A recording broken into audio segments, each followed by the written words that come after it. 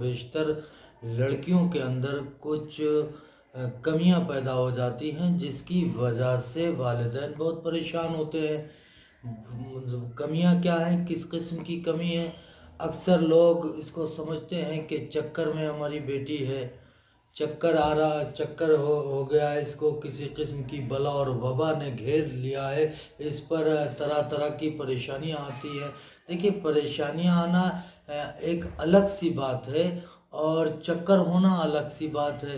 چکر جب کسی کے انسان پر بن جاتا ہے، یعنی کہ اس کو کوئی آسے بلیات نے گھیر لیا ہوتا ہے، تو اس کی علامت الگ ہے، اس کی نشانیاں الگ ہیں اور بیماریوں کی نشانیاں الگ ہیں۔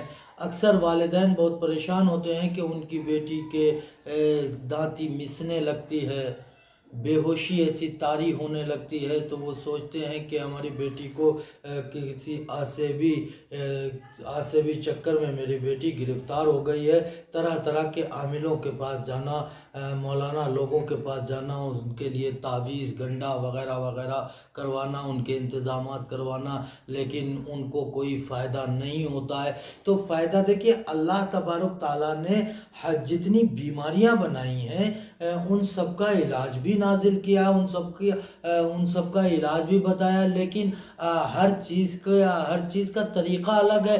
جو کام دوا کا ہے وہ کام دوا کرے گی، اور جو کام دعا کا ہے وہ کام دعا کرے گی۔ اب دوا والا کام بھی آپ دعا کے ذریعے کروائیں تو کیسے ممکن ہوگا؟ جیسے مثلا کوئی شخص آئے میرے پاس اور کہے کہ اپنے ہاتھ میں ایک ہنسیا یا کلاڑی مار لے، خون ٹپکاتا ہوا لائے اور مجھ سے کہے کہ مولانا صاحب ایک تعویذ بنا دو، میرا یہ زخم ٹھیک ہو جائے، تو تعویذ سے زخم ٹھیک نہیں ہوگا۔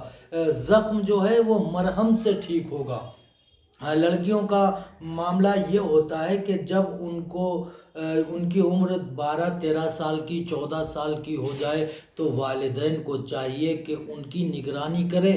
والدین کو خصوصاً ماں کو چاہیے کہ اپنی بیٹی کا دھیان رکھیں، کیونکہ یہ دن ایسا ہوتا ہے کچھ لا علمی میں نہیں بتاتی ہیں لڑکیاں، اور کچھ شرم و حیا اور غیرت کی وجہ سے نہیں بتاتی۔ اکثر لڑکیوں کو یا تو سفید پانی کی شکایت ہوتی ہے، جس کی ذریعے سے جن کی علامت یہ ہوتی ہے کہ ان کے پیر اینٹھتے ہیں، تلیاں اینٹھتی ہیں، اور یہ مونڈے بھاری رہتے ہیں، سر بھاری رہتا ہے۔